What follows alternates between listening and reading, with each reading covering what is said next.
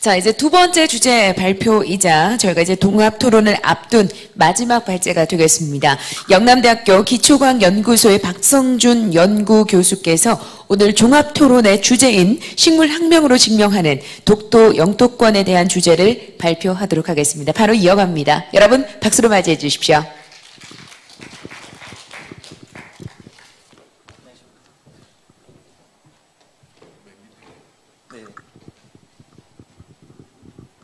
네, 안녕하십니까. 박성준입니다. 오늘 저는 저희 팀에서 연구 중인 울릉도 특산식물 기원 연구 중 일부 결과를 소개하려고 합니다. 앞서 연사님께서 많은 내용이 중복되기 때문에 제 시간에는 아마 정리하는 시간으로 가지시면 될 것 같습니다. 우선 앞서 말씀하신 것처럼 특산식물은 특정한 지리적 지역에 제한되어 분포하는 식물로 지리적 범위에 따라서 아시아, 동아시아, 한반도 특산식물로 구분을 짓습니다. 예를 들면 한반도 특산식물은 한반도의 자연환경에서 적응하고 진화해온 독특한 식물로 지구상에서 한반도에만 서식하는 식물을 말하고, 이 특산식물은 국가 고유 생물 주권 확립의 핵심 요소입니다. 나고야 의정서에 보면 각 나라들의 특산식물의 중요성이 점점 커지게 되는데요. 이 나고야 의정서는 생물 다양성 협약의 세 가지 목적 중 마지막 유전 자원의 이용으로부터 발생하는 이익을 공정하고 공평하게 하자는 목적이 만들어진 협약이라고 생각하시면 됩니다. 따라서 이 생물 주권의 중요성이 대두됨으로써 특산식물의 어떤 체계적 연구, 즉 어떤 실체, 분리학적 실체 연구와 기원 및 종분화 과정 연구가 필요합니다. 이것을 통해서 우리나라에서만 자생을 하고 있는 소중한 식물의 어떤 관리하는 데 중요한 역할을 할 수 있다고 볼 수 있습니다. 그렇다면 그럼 새로운 종은 어떻게 생겨나는 걸까요? 기본적으로 이것은 지리와 아주 밀접하게 연관되어 있습니다. 왜냐하면 어떤 생물의 공간 분포는 이 짝짓기를 하기 위해 어떤 접근하는 것이 좋은데요. 그래서 그 지리적 종분화를 획일적으로 나누어서 적용하기는 힘들지만 일반적으로는 이소적, 측소적, 근소적, 동소적 종분화로 나눠주고 있습니다. 이소적 종분화는 다른 장소에서 일어나는 종분화로 이 조상 집단이 지리적 장벽 또는 서식지 차이에 의해서 각각 분리되어 각각 진행하다가 시간이 지남에 따라서 집단의 서식지가 확장되더라도 서로 상호 교배하지 않을 때 그 종으로 분화됐다라고 말할 수 있는데요. 이와 반대로 동서적 종분화는 같은 장소에서 일어나는 종분화를 말하며 측소적 종분화 또는 근소적 종분화 등을 이제 구분 지을 수 있습니다. 그러니까 오늘 저희가 핵심 주제인 울릉도와 같은 화산섬은 보시면 이 근소적 종분화의 메커니즘으로 새로운 종이 형성된다고 볼 수 있습니다. 우리나라의 화산섬은 앞에서 말씀하신 것처럼 제주도와 울릉도, 독도 세 개로 되어 있고요. 이 화산 활동에 의해서 형성된 섬을 저희가 이제 대양섬이라고 부르고 있습니다. 이 대양섬은 본토의 식물과 다르게 식물이 거대해지는 섬 거대화의 특징을 보여주고 있습니다. 그 중에서 제주도를 잠깐 넘어가면 제주도는 이 형성 과정에서는 대양섬, 화산 활동에서 생긴 섬이지만 과거 빙하기 때 본토와 연결되어 있기 때문에 대륙섬의 경향성을 보인다. 그래서 우리나라의 화산섬에 관련된 특산식물을 연구할 때는 울릉도와 독도와 다르게 접근을 해야 한다는 것을 보실 수 있습니다. 이 보고마다 좀 틀리지만 한반도의 특산식물은 328종 정도 보고되어 있고요. 제주도는 40에서 56종, 울릉도는 33에서 38종 정도에 보고되어 있는 것처럼 울릉도는 아주 높은 비율의 고요성을 가지고 있어서 그 특산식물을 연구하는 데 아주 중요한 장소라고 볼 수 있습니다. 그래도 이 또한 울릉도는 상대적으로 젊은 화산섬으로 식물 진화의 자연 실험실로 부르기도 합니다. 기본적으로 화산 활동이 종료된 이후에 본토로부터 종자가 넘어와서 실제 식물이 정착할 수 있는데요. 이때 이 정착한 다음에 대양섬에서는 기본적으로 앞에서 말씀하신 것처럼 향상 진화와 분기 진화로 종이 형성될 수 있습니다. 이 향상 진화는 이 조상 집단이 천천히 이 분자적 외부 형태학적 변이를 일으켜 새로운 종이 형성되는 거고요. 이와 다르게 이제 분지 진화는 이 조상 집단이 서식지 분리에서 분지되어서 나오는 어떤 진화인데요. 이 대양섬에서는 두 가지 방식으로 새로운 종이 형성될 수 있다. 앞에서 말씀드린 것처럼 울릉도에서는 이 향상 진화와 분기 진화로 이 특산 식물이 생겨납니다. 그래서 지금 여러 보고를 보시면 2015년 양등에 의한 보고에 의하면 울릉도에는 33종 정도 보고되어 있다고 되어 있고요. 또 다른 연구 결과를 보시면 이 중에서 88%가 향상 진화로 형성된 종이다. 그 중에서 앞에 박재훈 교수님이 잠깐 슬라이드에서 보여주셨지만 비교한 대양섬에서 가장 높은 88%가 되는 가장 높은 비율을 보여주고 있어서 울릉도의 식물 진화학적 장소로 아주 높이 평가되고 있습니다. 그 외에도 왕해국, 초산 숙부쟁이, 우산 고로쇠, 섬계양나무 등 여러 보고에 의해서 밝혀지기도 하였고요. 이 지속적인 특산식물 연구로 실제 최근에는 제가 일부만 설명을 드리면 아까 여러 번 나왔던 울릉도에 자생하고 있는 산마들이 한국에만 자생하고 있는 특산식물로 밝혀지기도 하였고 2021년에는 울릉도에 살고 있는 두메부추가 한국에만 있는 특산식물로 밝혀지기도 하였습니다. 이런 지속적인 연구가 필요할 것 같기도 하고 이 실체 연구 이외에 어떤 기원 연구, 섬바디, 섬누룩이, 우산고로쇠, 섬딸기나무, 섬단풍나무, 섬기니초 등 여러 연구자분들이 울릉도 특산식물에 대한 기원 연구를 하고 있고요.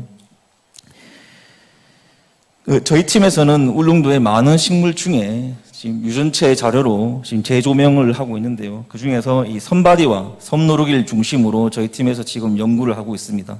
그 중에서 오늘은 섬누룩에 대해서 잠시 소개를 하고자 합니다. 이 섬누룩이는 보시는 것처럼 학명에도 보시면 헤파티카 맥시마라는 게 있는데요. 맥심은 크다라는 의미를 가지고 있습니다. 보시는 것처럼 흰색은 꽃잎이 아니고 꽃받침입니다. 큰 포와 큰 잎을 가지고 있는 내륙과 다른 이 섬거대의 특징을 전형적으로 보여주고 있는 종이라고 보시면 되고 일반적으로 이 본토의 노루기의 향상 진화로 형성된 종으로 인식을 하고 있습니다.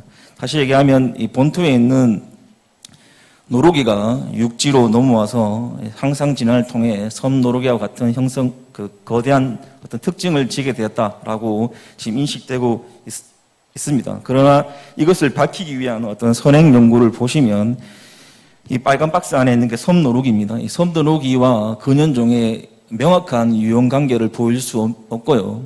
특히 노루기와 어떤 연관성을 전혀 못 찾고 있습니다. 그래서 본 팀에서는 실제적으로 개통 유전체학적 접근이라는 방법으로 좀 더 우리가 섬노루기에 대한 기원을 이해를 하자라는 취지에서 연구를 시작하게 되었고요. 기본적으로 이 과거 형태학적, 해부학적 등 단편적인 분자 마커로 이 종 간의 유형 관계를 밝혀내는 개통 분석에서 지금 새롭게 나온 툴인 유전체를 가지고 한번 보자라는 어떤 그런 방법이라고 보시면 됩니다. 이 유전체는 식물 세포에서 이 양친 유전을 하는 핵과 모계 유전을 하는 엽록체와 미토콘드리아 유전체가 있는데요. 식물 진화 연구를 할 때 아주 유용하게 사용되고 있는 자료입니다. 이 개통 유전체학적 접근뿐만 아니라 분자식의 분석, 과거에서 어느 시점에서 어떻게 일어났는지 분자식의 분석을 통해서 좀 더 섬노루기의 기원을 추적하고자 하였고요. 이 또한 어떤 앞에서 생산된 유전체 자료를 가지고 저희가 접근을 하려고 하였습니다. 그래서 이런 유전체 자료는 지금 잘 아시겠지만 차세대 염기소일 기술로 가능케 되었고 실제적으로 특산식물의 디지털 정보 기술을 확보하는데 핵심적인 어떤 기술이라고 보시면 됩니다.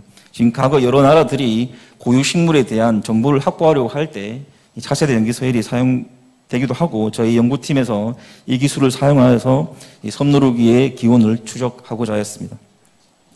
그래서 섬노루기의 기원을 이해하기 위해서 섬노루기를 포함한 주변국에 자생하고 있는 노루기, 새끼 노루기, 일본 노루기, 중국 노루기를 포함하였고 대조군으로 바람꽃이랑 할미꽃을 선택하여서 RNA와 JNA를 추출한 다음에 차세대 염기소일 기술로 대량의 유전체 정보를 확보하여 생물 정보학적 기술로 분석을 하였습니다.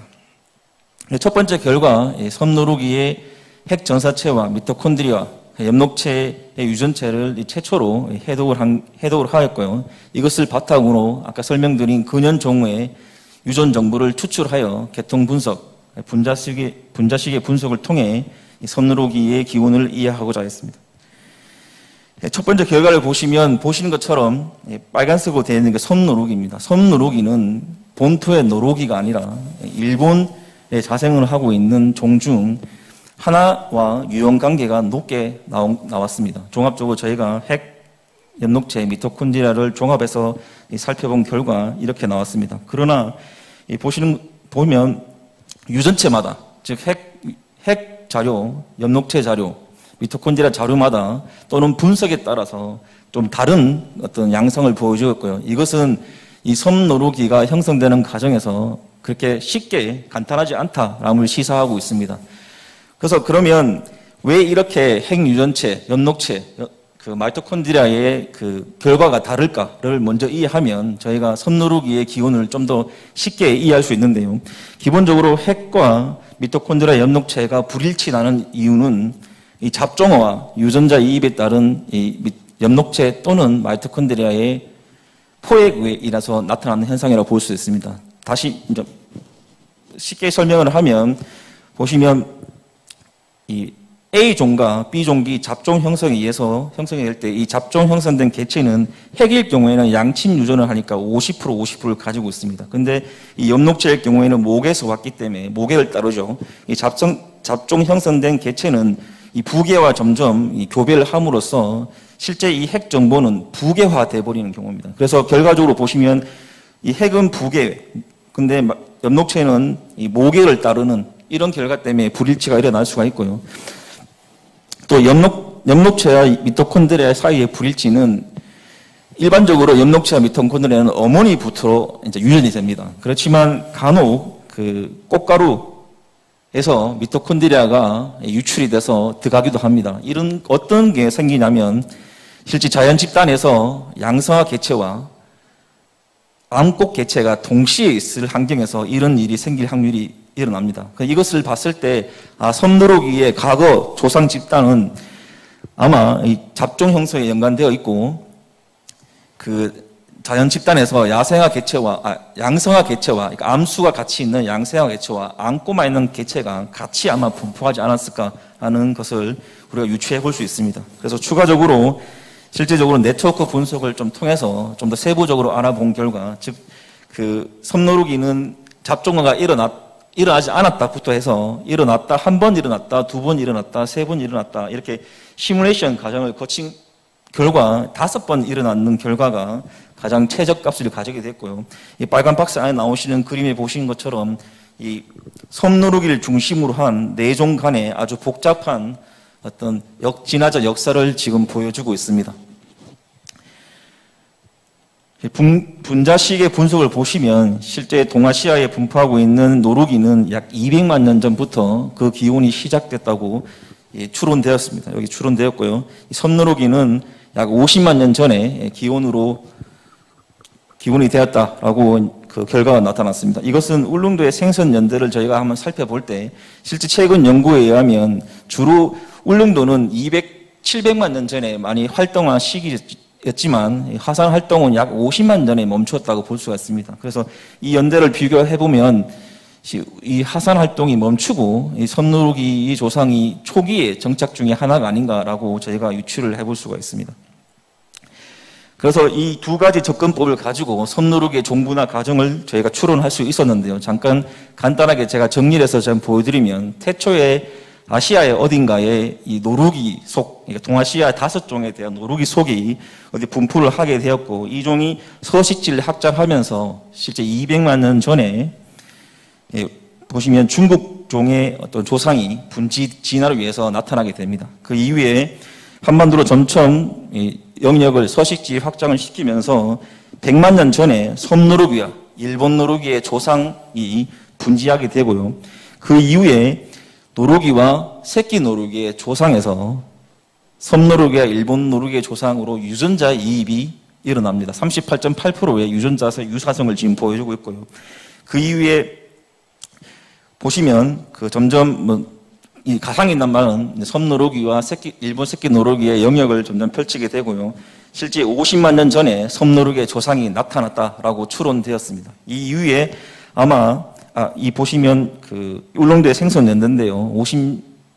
막 끝난 지점이랑 아주 비슷하다고 보시면 되고 이후에 아마 그 울릉도로 이주해서 새롭게 정착된 게 아닌가라고 저희가 추론을 할 수가 있었습니다. 그 위에 38만 년 전에 보시면 새끼 노루기의 조상이 이제 그 분지 진화에 의해서 나타나게 되고요. 이 이후에 다시 노루기의 조상에서 섬노루기로 유전자 이입이 일어난 어떤 결과물이 나오게 됩니다. 그 이후에 이 향상 진화에 의해서 아마 섬노루기의 지금 거대한 어떤 형태의 모습을 하고 있지 않나라는 것이고요. 아까 그 앞에서 얘기했던 것처럼 부계 유출, 이 미토콘드리아가 어떻게 넘어갈 수 있을까? 그건 자연 집단에서 양성화 꽃과 앙꽃 개체의 꽃이 같이 형성되어 있어야 가능하다고 했는데요. 실제 이 조사를 해보면 유럽에 있는 그 헤파티카 종도 그렇고 우리나라에 있는 종도 보시면 여기 보시면 집단에 그 양성화 개체와 앙꽃 개체를 제가 발견하기도 했습니다. 이런 걸 사실을 봤을 때는 그 섬노루기가 종 형성 과정 속에서 이런 아까 과학적 기반의 어떤 뒷받침하고 있는 것 같습니다. 그래서 정리를 하자면 실제 이 섬노루기와 같은 어떤 특상식물 연구는 생물 주권의 첫걸음이라고 할 수가 있고요. 이 특상식물의 분리학적 실체와 더불어 이 종분화 기원 연구가 절대적으로 필요하다라고 다시 한번 말씀드리며 이것은 현재 과거에는 그 기술적 한계로 저희가 접근을 할 수 있는 어떤 방법이 적었다면 지금 현재는 차세대 연계설 기술로 다양한 어떤 여러 각도에서 저희가 시도할 수 있는 계기가 되었습니다. 그래서 본 연구에서는 오늘 소개시켜 드린 식물에서는 그 섬노루기는 하산 활동 종료 직후에 약 50만 년 전에 일본 노루기와 섬노루기 조상에서 분지한 진화 종이 울릉도로 넘어가서 향상 진화로 형성된 종이 아닐까라고 저희가 추론을 하게 되었고요. 이 이후에 노루기와 새끼 노루의 공동조상 또는 노루기의 조상으로부터 2차례 유전자 이입을 영향을 받은 것으로 추론되었습니다. 그 이후에 어떤 울릉도라는 자연 환경에 적응하면서 지금의 노루기가 생성되지 않았나라고 보시면 됩니다. 다음과 같이 결과를 얻었고요. 오늘 제 발표는 마치도록 하겠습니다. 감사합니다.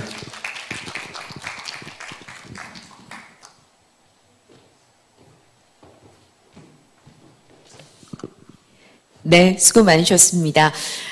주제 발표 두 번째로 식물학명으로 증명하는 영토권에 대해서 영남대학교 우리 기초과학연구소의 박성준 연구교수께서 발표해 주셨습니다. 오늘의 이제 토론 앞둔 주제 발표 두 번째 발표가 되겠죠. 기존에 원래 계획대로라면 지금 딱 이제 종합 토론을 시작해야 될 시점이긴 한데요. 그래도 다들 긴 시간 함께하고 계시니까 정확하게 시간 약속 지켜서 저희 10분 정도 브레이크 타임을 갖고 정확히 5시에는 시작할 수 있게끔 하면 괜찮겠죠? 예, 10분 정도 뒤에 종합 토론을 통해서 다시 뵙겠습니다. 대략 한 8분 정도 뒤에는 다시 한 번 더 자리 정돈 해주시면 좋겠어요. 5시에 뵙겠습니다.